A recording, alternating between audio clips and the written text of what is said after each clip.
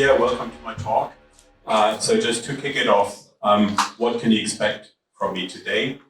3 things. First of all, a bold statement. Hopefully it will be also fun. Hopefully it will be somewhat controversial, so I'm looking forward to discussing things.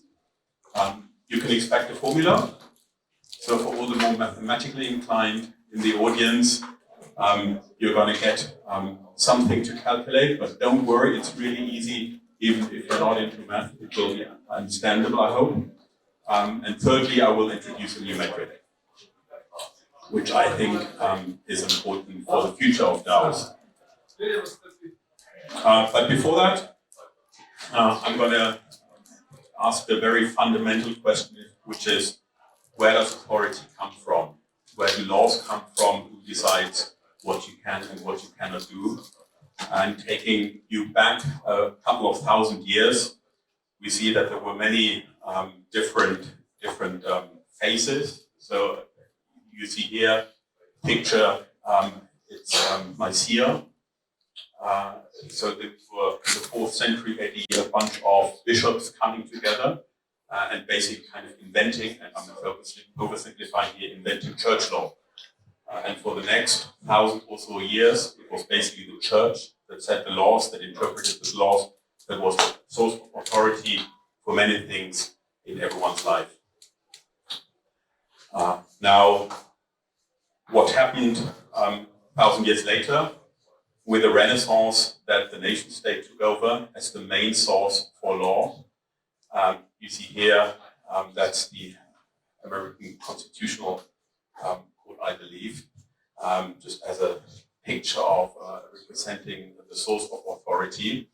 And basically you had states making law, interpreting law, and setting the rules for pretty much all aspects of private life.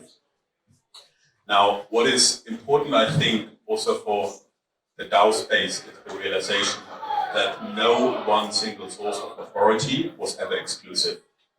So even while the nation state took over and in many ways replaced church as the source of authority, you still, even until today, have church law. So fun fact, one of the lawyers that we're working with very closely together, he's a lawyer in Austria-Liechtenstein, but also practices canon law for the church as a kind of hobby. So it still exists in parallel. Of course, the meaning and the importance has greatly decreased since the day of the Council of Nicaea, but it still exists today. So what I predict will be happen, this is my bold statement for the day, is that DAOs will become a relevant source of authority going forward. Maybe already are in parts of our world. And of course, I'm preaching probably to the converted here. You wouldn't be here if you didn't believe in the future of DAOs. But I do believe that DAOs, and maybe there will be a new word for it, will be an important source of authority in the next 5 centuries at least. And the lesson from history is that none of that is going to be exclusive. So there will be a phase where all of this is going on in parallel. I mean, obviously the nation state and its laws will not be replaced anytime soon, but will be complemented by DAOs that are sources of authority. And to understand how we got there, we need to take a small detour. So I want you to understand the 2 Ds. This is a family event, so nothing wrong with the 2 Ds, don't worry. But it's an important concept that is a background knowledge to understanding why DAOs will be relevant. So the 2 Ds, the first one is deterministic. So deterministic decision types are decisions that don't require interpretation, that can be executed in an automated way, where basically if A, then B. So if this, then that, you can just depict them by pure logic, flowcharts and so on. No need to interpret anything. Now this is, for example, the case for cash type of transactions. I give you money, you have the money, end of transaction. I don't need a receipt. Secondly, and this is where it gets interesting, discretionary decisions. And those type of decisions actually form the largest part of daily interactions between humans and coordination between humans. So discretionary means that a transaction is not determinable in all circumstances in advance, but there is some scope of discretion. There may be some judgment needed. There may be different interpretations of the purpose, of the intent, and the outcome might depend on these interpretations. Now, this is really, if you think about DAOs, where it gets interesting. But before we jump into that, I'm getting to the formula that I promised, which is very simple. It's actually D1 times D2 equals V. And D1 represents deterministic decisions, D2 represents discretionary decisions, V equals value. And what I mean by that is that in order to create value, you need security of both, around both transactional security, which is around deterministic decisions, and you need security about governance, so about discretionary decisions.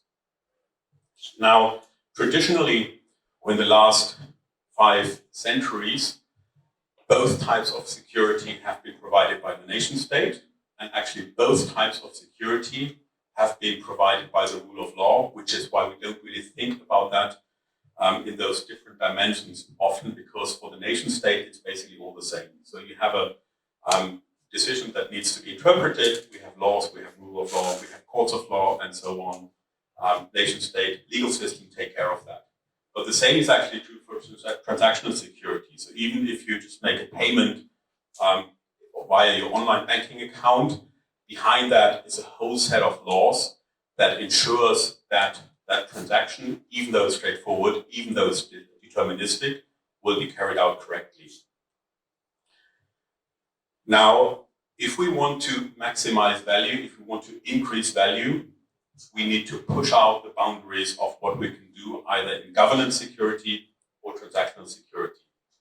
Now, there are already ways in which you can do that with governance security. So there are private law systems, private arbitration, which by and large work well and work in many cases better than state-based legal systems, but they're very exclusive. They're only used by large corporations typically. They're not democratized yet. And on deterministic decisions, on transactional security, we now have blockchain, right? So this is the reasons why DAO exists, and this is the reasons coming back to the history lessons, why in the next 500 years there is the opportunity to increase value and to have this new source of authority, which is driven and has been initiated by this technological change that actually allows us to transact without relying on nation-state-based legal system, which hasn't existed before. So the only reason why DAOs exist is due to this new technology. Otherwise, we'd still be basing both governance and transactional security on nation-state legal system. So now we do have this new system, we do have DAOs, and as in the past, the printing press was an initiating factor of the nation state taking over from the church, kind of breaking down the monopoly of written things that the church had before. This new technology now breaks down the monopoly of the state on source of authority. So we can agree on rules and we can actually enforce those rules without having to rely on traditional legal systems. Now, enter Q.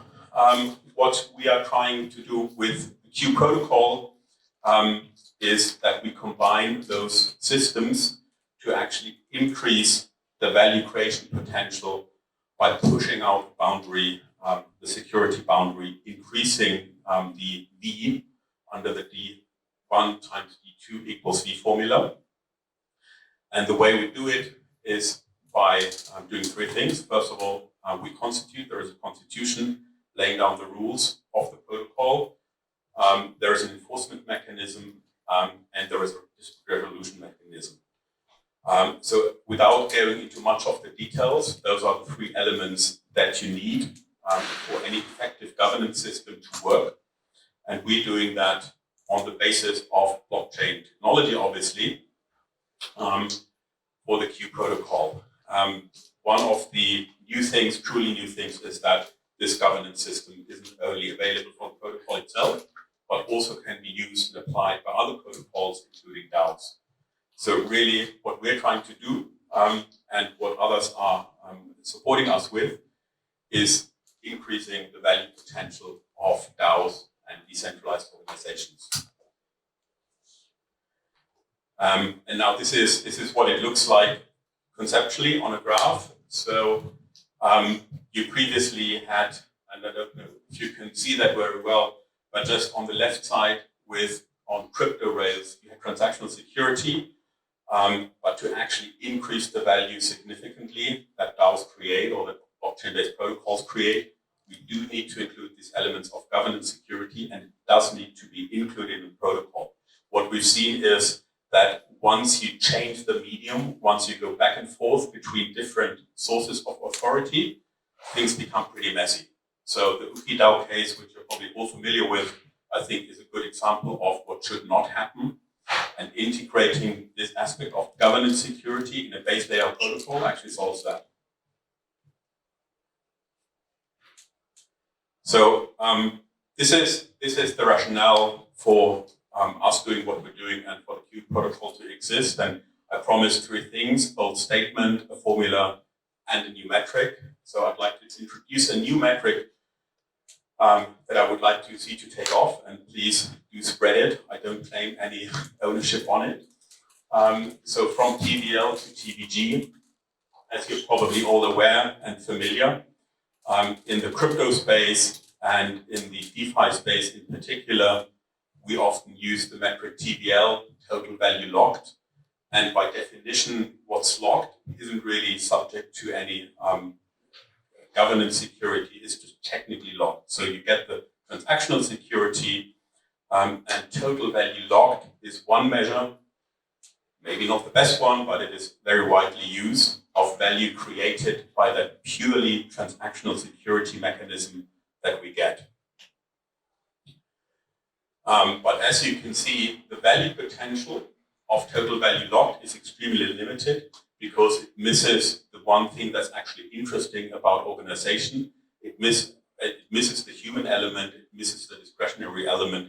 So it only captures what you can code deterministically. It does not capture whatever needs interpretation, which is pretty much the largest part of any businesses, organization, transaction types that we see. So to truly capture what DAOs can do, where the potential lies, I propose a new metric, which is TVG, total value governed. So instead of just measuring the transactional part, let us measure the whole part. So all the value that lies in protocols lies in DAOs, which can, of course, include treasury value. It can include locked tokens, but it should include much more than that. It should include also the social capital that's in tokens, which today we typically don't capture in those kind of metrics. So it's a more complete measure that truly captures what DAOs can create. And as always, I believe that if you measure something, you also recognize, you acknowledge the importance, and also it drives your thinking towards how to increase value. And that doesn't necessarily need to be monetary. I mean, even if it's a social DAO, even if it's a non-profit, if it's a public good, it really makes sense to think about it in those terms, even if you don't end up getting that metric out onto a measuring board somewhere. But thinking in terms of what is the total value that we govern, I think and hope will improve your thinking around how to capture value, how to create value in your DAO. So with that, I'm done already. So as I promised, 3 points. Just to repeat 3 takeaways. The bold statement is that if you're involved in a DAO, you should see yourself as really on the forefront of governance and pushing out the frontier of what can be done in a direct line, church, state. Now we have DAOs. Secondly, the formula B equals B1 times TB2, just as a concept of thinking about how value is created. So don't limit yourself to transactional security. Do think actively about governance security, which which is what we're doing on Q. And largely, TVG, total value governed, is going to be orders of magnitude larger than TVL, total value locked. So that is what you should be focusing on. And with that, I'm opening the floor for questions or discussions, but not before making sure that I ask you to join the workshop, which Garrett will host in a few minutes, where you can really get down into the details of how to create a constitution for your DAO, share experiences, and improve the TVG of what you're doing.